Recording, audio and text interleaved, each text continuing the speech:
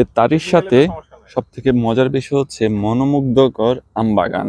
এই যে আমাদের ওমর ফারুক ভাই আমবাগানে গিয়ে দাঁড়ায় আছে, অনেক সুন্দর আমবাগানটা। আমবাগানের সাথে তারই ন্যাচারাল একটা বিষয় এখানে আছে নাকি ভাই? হ্যাঁ, বলো। মানে তারি বলতে হচ্ছে, এটাকে তারি বললে আসলে একটু নেশাদ্রব্যের মতো মনে হয়। আসলে একটা রস এটা, আহ, খেজুরের যে রস, সেরকম তালের রসেই আর কি। তালের রসটা যদি খাওয়া হয়, এটা তেমন কোনো নেশা আসলে নেই।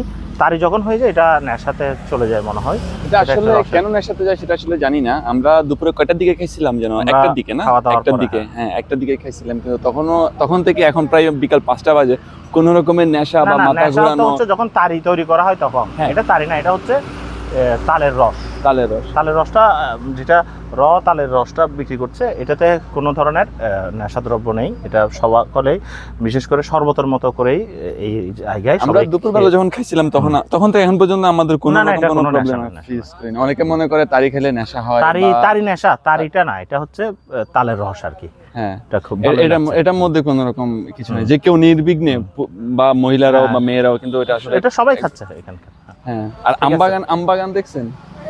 আমবাগানটা রিল আকারে নেই।